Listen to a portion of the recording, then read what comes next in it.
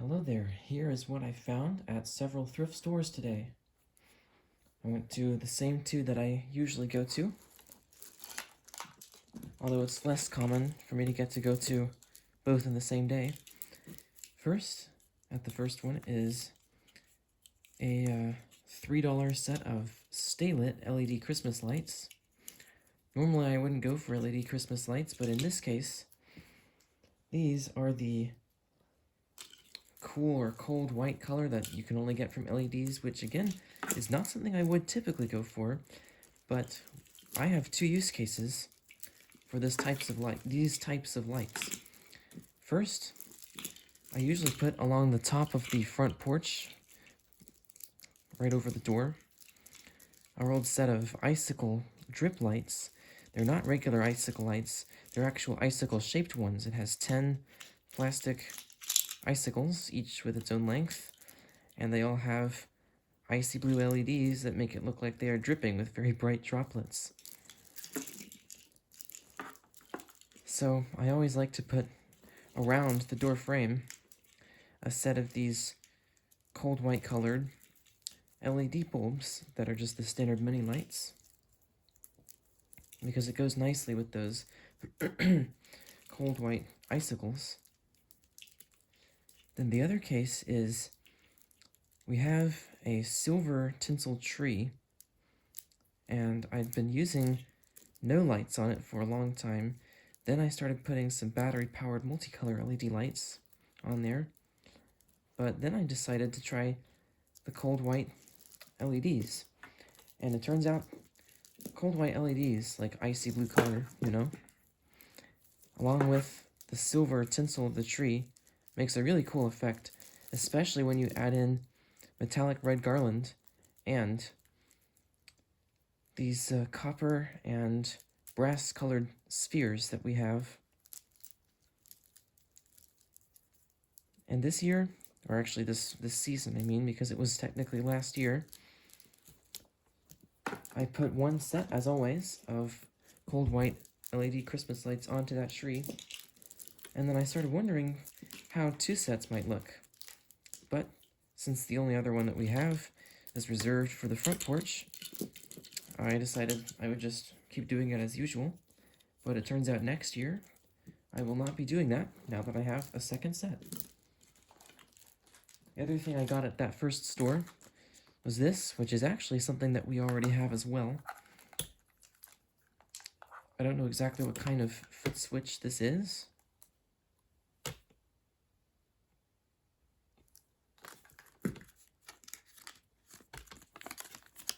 I'm not seeing an actual brand on here, but I need one of these for my 2-foot tall tree up in my bedroom. We have, I think, 3 or 4 others of these, and we use all of them with the other Christmas trees and mantle lights on the main floor. And now I have one I can use with my tree upstairs as well, which is really handy because before that, I just had it connected to an extension cord, and that particular cord is very hard to plug and unplug from. Now, the second store, this is not quite as exciting as it looks because it's not a complete set. But there are still 3 of the original CFLs in here, and I got to test these in the store, and it turns out these are not instant on, which is really nice. And then it has 2 LED bulbs, but these are indoor and outdoor, and actually very heavy and have pretty good looking heat sinks, so I can't imagine that they'd be that bad quality. Although these are branded Fade Electric, so they may not actually be all that great. But, as I said, I tested them all and they seem to work just fine.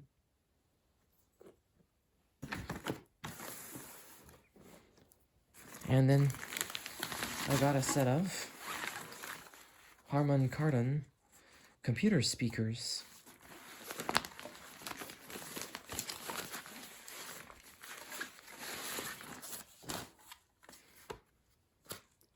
I'm not sure why, but this time they gave me an actual tote bag instead of just a regular plastic bag.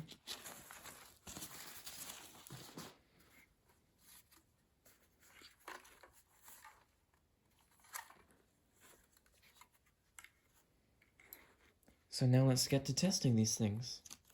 Let's start with the foot switch. And as I said, whoa, the cord was getting caught on the tripod.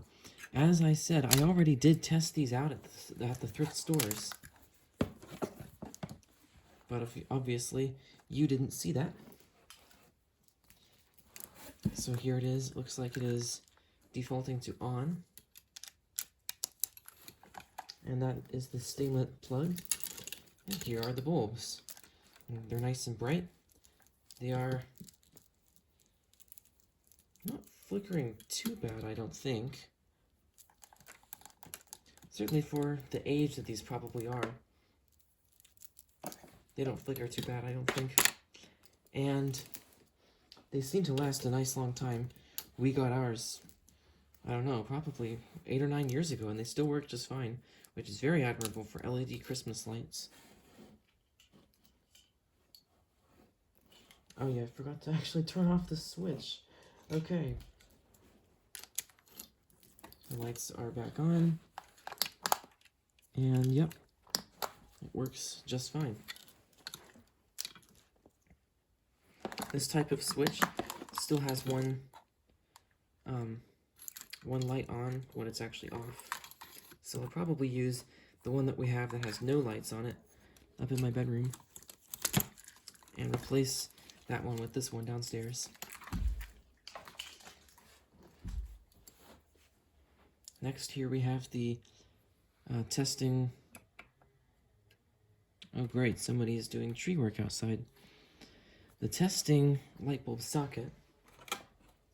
So here's one of the floodlights, or one of the LED floodlights. These are all floodlights. Whoa, it's heavy. Actually, the light quality on this doesn't even look too bad. And it is nice and bright for sure.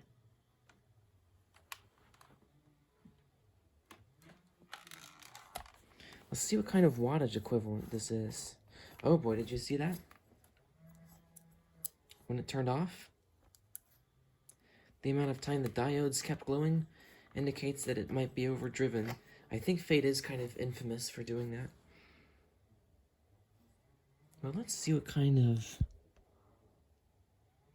wattage this has. It draws 130 milliamps and outputs 950 lumens. So this might be like an 85 watt equivalent. I think I've seen bulbs listed as being 85 watt equivalent, although I've never seen any actual 85 watt incandescent bulbs. And here's the other one.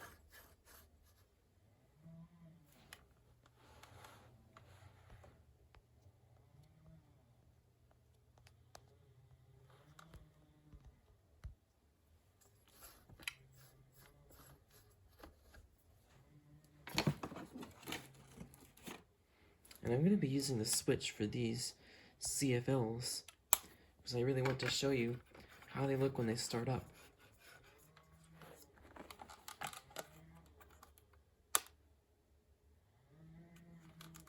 You can tell there was a delay there, and as you can see, the top of the filament, or the tube, is not on at all. And even though this is kind of bad for the bulb, I'm going to redo that just so you can see kind of the pinkish glow at first, hopefully. Let me adjust the exposure.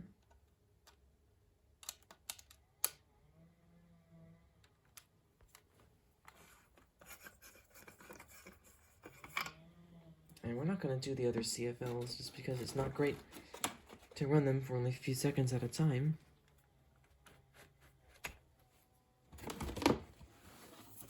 This box has definitely seen better days. It won't hold itself together at all.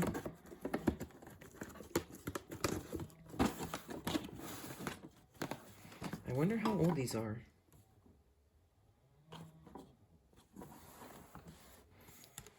It's got an electricity price rating of 11 cents per kilowatt hour.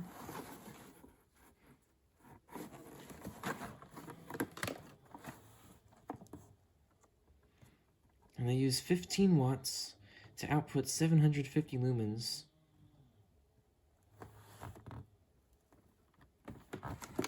They might not be the most efficient. And don't worry, this was half off. They were not $25, they were more like $13.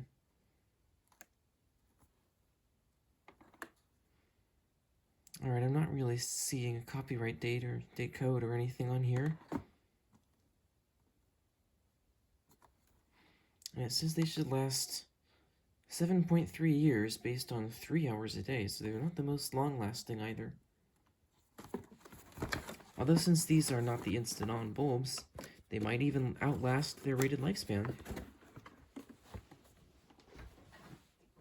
Even the instant-on floodlights, or mostly instant-on floodlights, that were in this house when we moved into it, have lasted pretty nicely, and in fact, I believe they were about a decade or more old, and were only just starting to go out when we moved in. Unfortunately, one of these speakers is yellowed, but it's not too bad. So on the back, we've got nothing but a hardwired cord on the satellite one, and then we have the AC adapter connection. Something that says diag, and looks kind of like a button, but it does not push in. Another hardwired cord, and then an RCA jack that goes to the left speaker. And as far as the cords go, they're all bundled up with this zip tie. And I'm not sure where the scissors are at this time. So I will just leave this on here. The AC adapter is huge. And outputs a very non-standard 15 volts AC, 1.1 amps.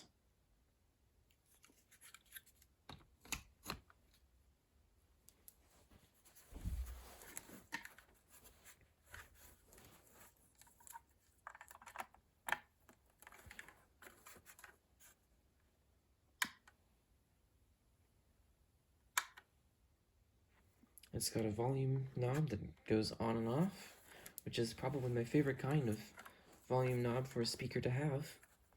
I plug in the satellite speaker, and this is the audio input cable. Let me take off the price tag and see what this, if this has a label on it. This other jack on the satellite speaker, or the left speaker, or no, this is actually the main speaker. I don't know why I couldn't see the knobs for a second. Alright, it looks like that is the headphone jack. I'll just take that the rest of the way off some other time.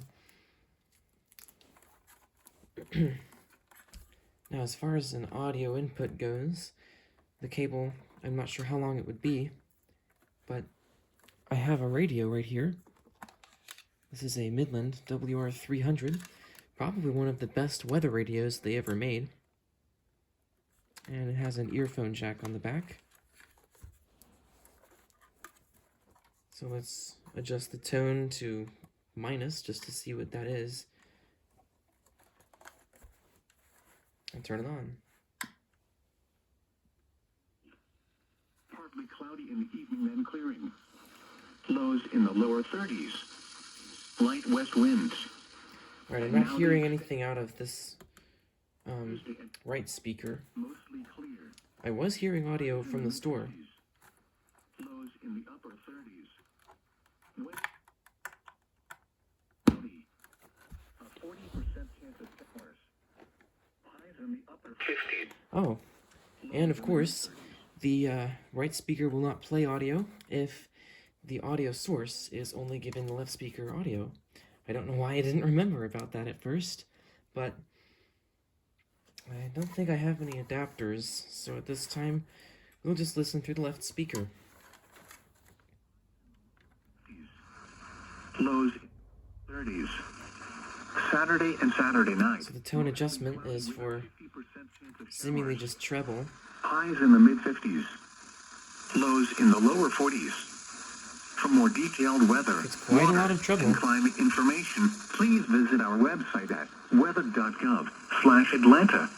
And it doesn't have the worst mid-bass response. Eastern Standard Time. Here are the 3 p.m. weather observations from around the area. That was pretty loud. Dalton, it was partly sunny. The temperature was 47, dew point 16, relative humidity 28%. Wind column pressure was 30.38 inches and falling. And that was just with the one speaker. That's actually admirable, especially for ones of this size and this age. That's pretty good. And yeah, I could feel the vibrations, so it's not all trouble. Of course, they're not going to have actual bass. But I think this is going to work great for what I'm going to use them for. Just regular, everyday computer audio. Or for what I'm hoping to use them for, is what I meant to say. Georgia, and game. So very nice. There we go.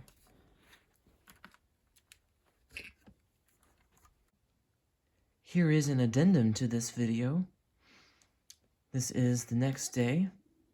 And I actually did find this yesterday, but there was a sign inside indicating it might be 50% off today. So I got to go back there, and indeed it was. So this is a JVC PC-X105 that I got for $10.06. Now it is going to need a little bit of work. First, there's some areas of heavier dirt and stuff on here, in addition to the regular amounts of grime. But it's really not in bad shape. Just needs a bit of a cleaning. However, we do have, well actually I already rectified one of the problems. So first, inside of here are now two problems. I rectified two problems. I forgot about what I did for this. So anyway, in here, you can see here's the CD motor, and there is like a magnetic disc inside here that stays on the motor, and I guess helps hold the CD in place to the upper part, which spins and is not powered. That's why it needs to be held in place, if this camera will even focus on it at all. So this is magnetic, and the disc here adheres to it. And what I discovered is that it had come unseated and was just sticking to this and not allowing the CD to play correctly. So I reseated it. I may have to glue it down. But anyway, it seemed to work okay. We'll test it again though. Then, second, the antenna is broken. It just has two sections and a sharp edge at the top. But I have at least two replacement antennas that I might be able to use with this. And third, one of the wires for the right speaker was kind of broken in that the contact, or the stripped end of the wire was extra short. So I just stripped off some more of it. I think I have the rest of the insulation right here. I just stripped off that much before the video, and it does indeed work just fine. I got it to make some sound inside the store when I was testing it. And you can see back here, there's quite a bit of dust and grime buildup on here. Unfortunately, the price is written in Sharpie as well, but mainly up on the top is just a sticker, which is a lot more reasonable.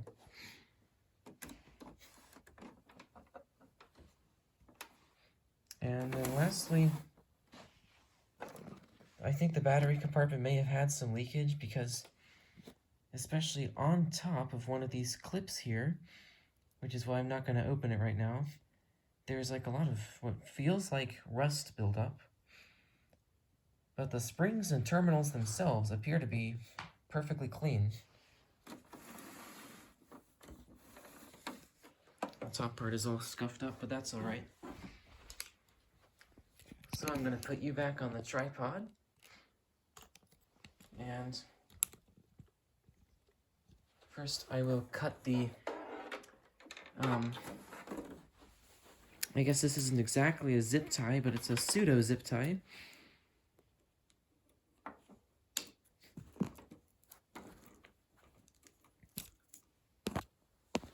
Power cord is about 6 feet long.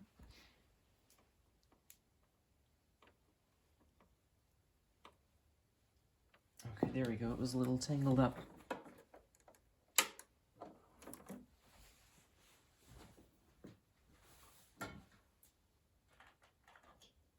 Oh yeah, and then it actually is going to need some washing on the top part. I don't even know what this is. Might just be dust, but it looks kind of gross.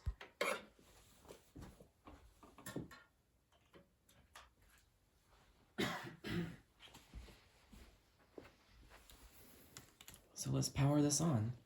And I think it defaults to like volume halfway up. So let's start by doing the CD mode, which, let me just tilt this up. Oh yeah, there seems like there might be something bigger wrong here, because if you listen, there's kind of something rattling inside there. It was rattling a lot on the way home. It might have sorted itself out by now. I don't think it's the CD motor, but it could be. Anyway, let's power this on. And, oh, there we go. All right. And since there's nothing inside the CD, or the CD player, I'll go ahead and turn that down. And let's get out the testing cassette tape. Now, this might not exactly be a hi-fi tape. And of course, it is also a copyrighted production, even as it says on the tape. But I don't think YouTube is going to get me in trouble for playing a frog call program in the same way that they would for copyrighted music. They seem to take great offense to anyone playing any kind of music at all in their videos. So let's listen to this.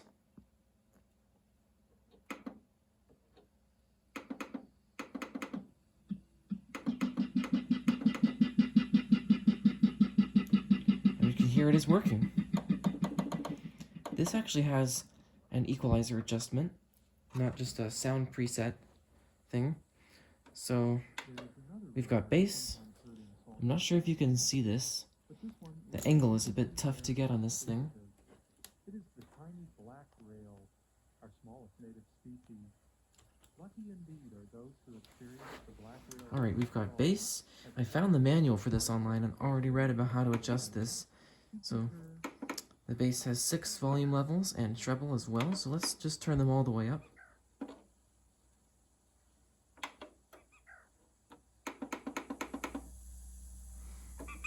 I can almost feel the 60 Hz hum, which is a great sign.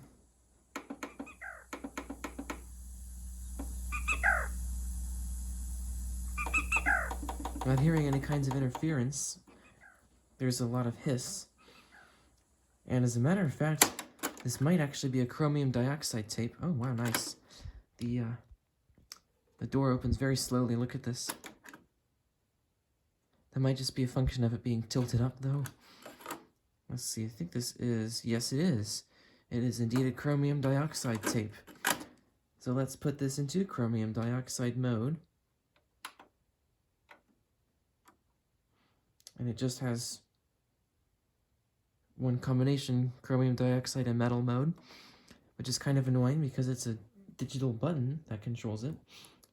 Anyway, let's see if that improves the hiss some.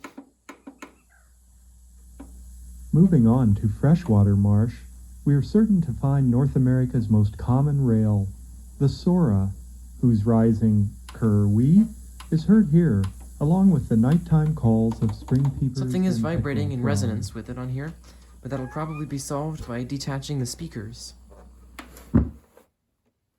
Oh boy. We just lost power. I think it was having some trouble with this in the store.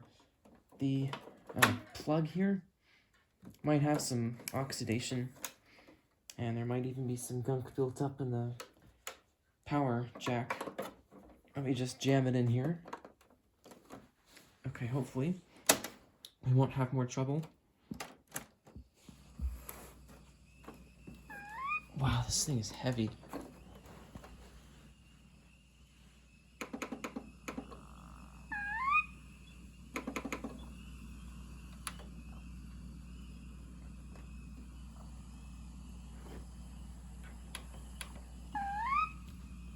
So it does sound pretty good.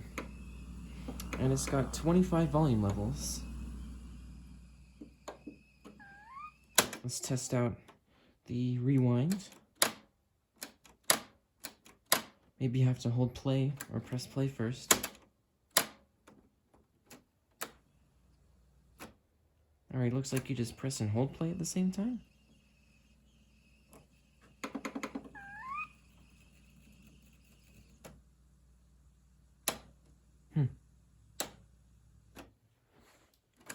Another widespread rail of freshwater wetlands.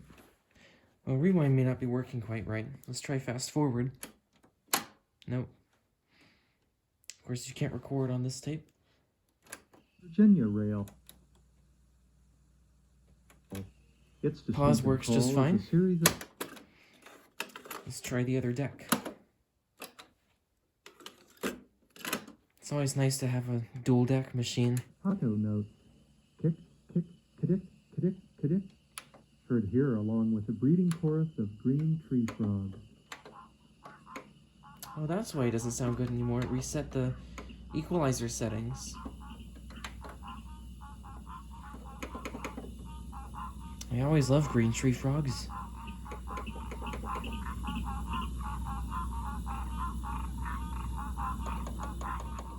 You can hear those in our neighborhood every spring.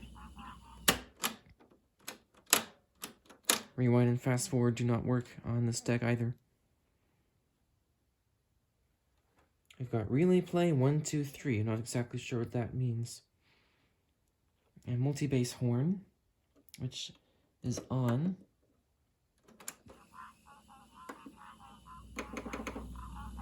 Oh yeah, that makes a difference for sure. On this production, it sounds nicer with it off.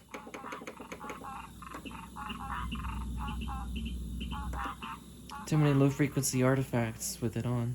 Of all the rail sounds, perhaps the most unusual is produced by the yellow rail, a small species that breeds in shallow sedge marshes of northern United States and Canada. Its breeding call sounds like someone tapping two stones together with an odd tempo. Under pale moonlight, we have penetrated to the middle of an extensive wet meadow.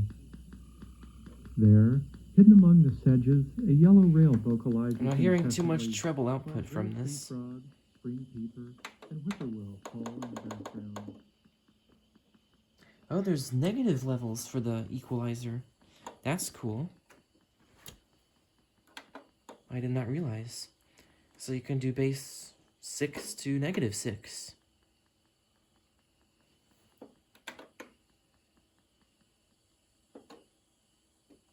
Closely related to the rails is the common moorhen, a species which breeds in marshes of the east, south, and southwest. At times, a marsh may Let's see about changing the dubbing speed. erupt with the moorhen's wild. I'm not sure if you need to have both decks going for that to work Calls, or what. which spread through the marsh like a wave of laughter, as different This deck individuals sounds a lot better. Maybe the heads just need to be cleaned in this one. You can hear a huge high frequency improvement. sound off, one after the other.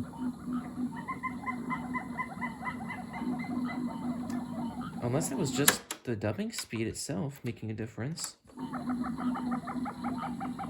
I don't know. That's weird.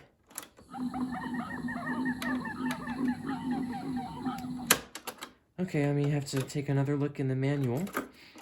But as you can hear, it actually sounds better now, somehow.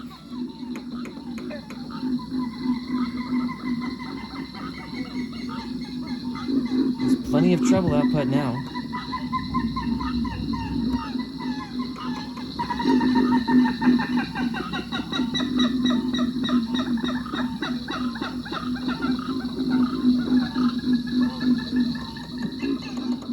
I wonder where this was recorded.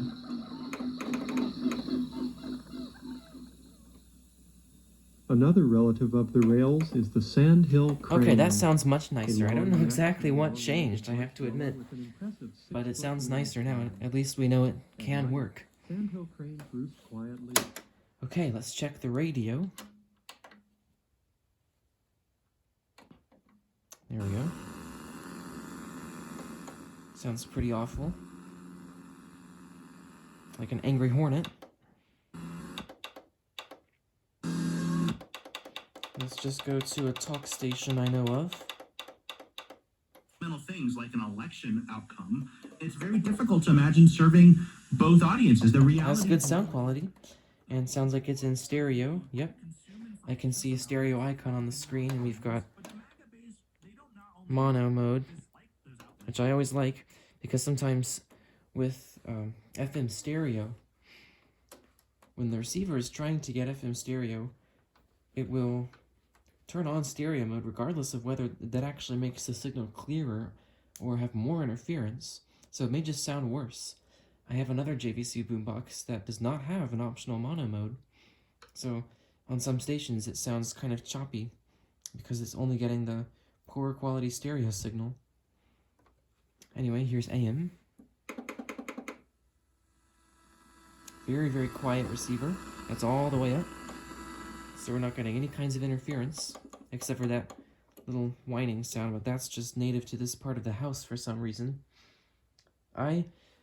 Believe me, I have tried for years to figure out what that's coming from. I've walked all around waving portable receivers of varying sensitivities, around all the lights and wires and circuits and everything. I don't know what's causing it exactly. So let's go to a talk station that's pretty close by. Fourth down conversion for Washington. Sounds great. More than anyone had ever had before in a single postseason. They are now in Philadelphia. And you can see the selectivity of the direction thanks to the ferrite antenna. Back in Washington territory, Oren Burks all over it. No one Sounds good. provided the initial heat. It's a loss of Now let's go to an actual local station. If it receives one like this is WDUN, which is not too close by. And that FM station we were listening to was WABE. If it receives WDUN here, then that means it's a pretty decent receiver. Although I'll have to check in the nighttime. It's barely audible at night. Daniels, a minute to go in his first. Let's try seek mode. then on the ensuing Skipped over one that I know of. it's hard Let's see if it actually does receive AM 640. Information Network. Yeah, it does.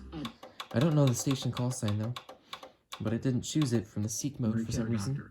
They have a particular problem. They see a specialist for that problem, and the specialist kind of does a little bit of the everything that the primary care doctor would have done.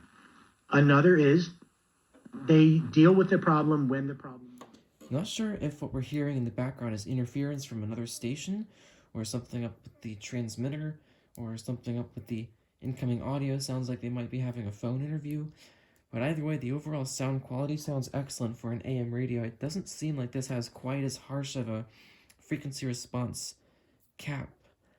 I think it's like 5,000 hertz that a lot of newer receivers have a cap at for AM. So if this doesn't have quite as harsh of a high frequency limiter, that's very nice. There are questions about if it is leaving people behind, if it's truly giving us the greatest value investment as a nation, as well as an. So, concierge medicine.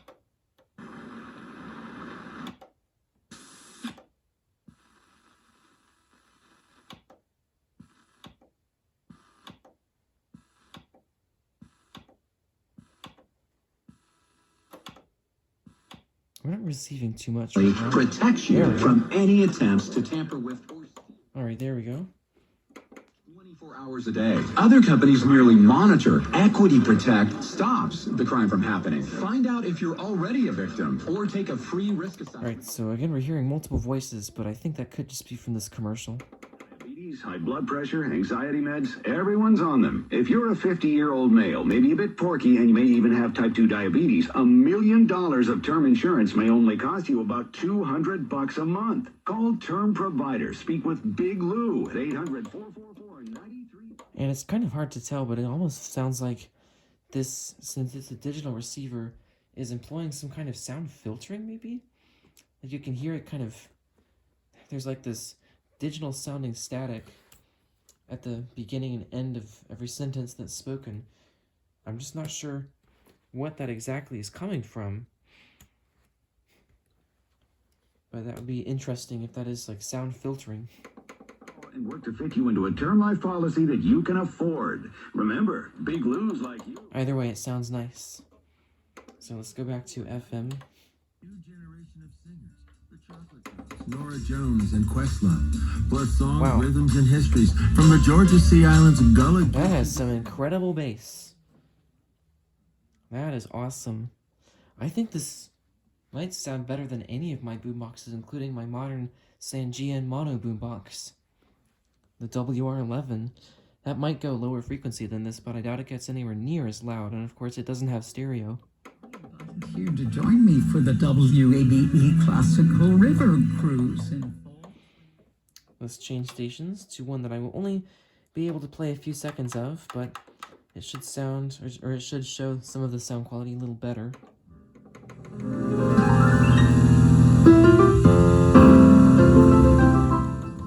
I think that sounds pretty good. And this particular boombox, I know you saw, isn't even a monster. It's pretty wide, but it's not very thick necessarily. Alright, so next up, let's try... unfortunately, I am going to have to disconnect these speakers. Let me just flip this around.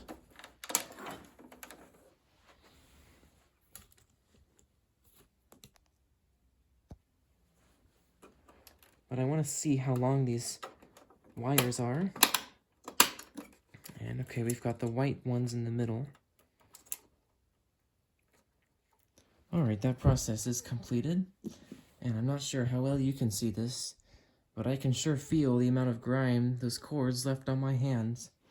I went ahead and cut the video, of course, because it was just such a lengthy process to unwind these. So I'm now going to cut it again and go wash my hands. Alright, and I actually cut the video yet again because I can't seem to get these speakers to separate.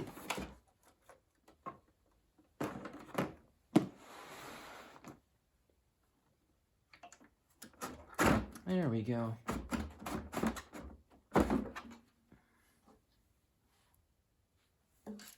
Okay. There's one. And the other. Yes, that's definitely what needed to happen. Just elevating it off the floor slightly. Okay. Now I got my box all dirty. That's of course okay. There's something rattling in here.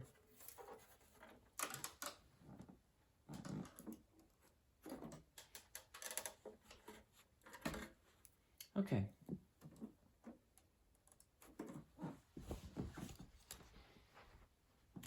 Let's begin by reconnecting these speakers. Well, okay, I don't know exactly what I meant by begin. Obviously, we already started the video a while ago.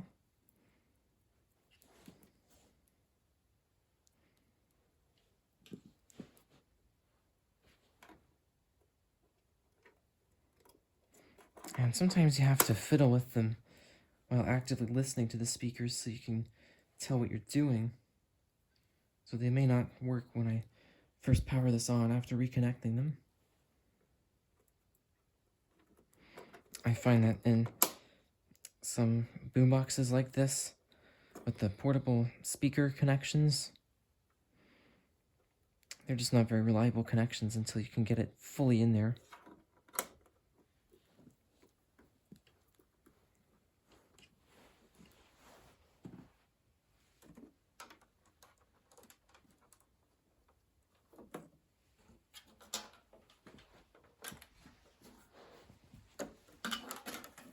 Whoops. That got caught underneath the main unit.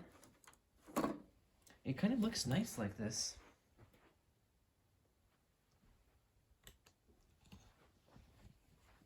Okay, let's plug it back in.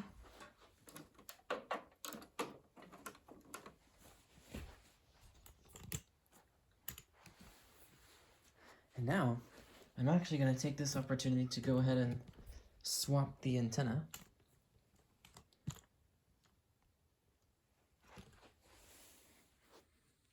Unfortunately, I can't get this to go on in a way that'll make it not just flop over like that.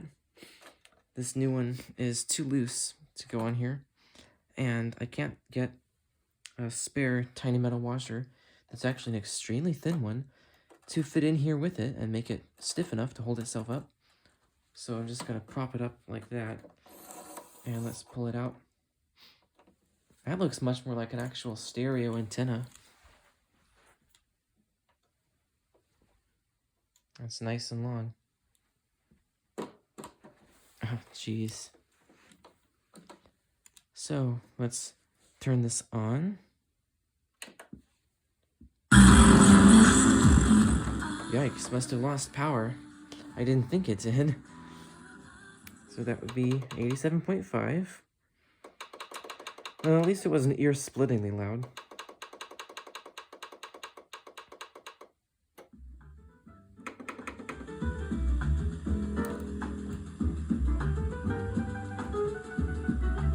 Alright, well, it sounds okay. And, of course, with both speakers working and outputting great audio, that's really nice.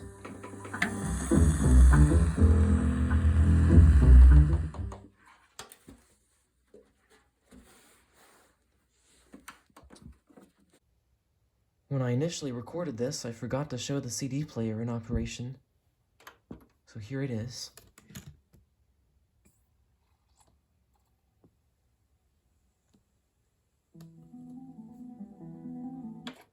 That's probably all I can play with the music copyright stuff, but as you can tell, it works.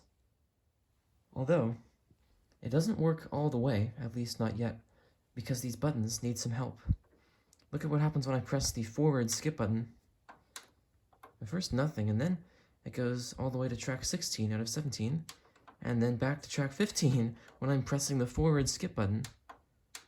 And then back to 14, 13, 12, 11, 12 again, 11, 12, 13, 14, 15, 16, 17. So now it's kind of working. This is just bizarre.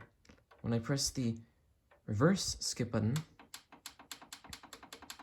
it seems to work just fine every time.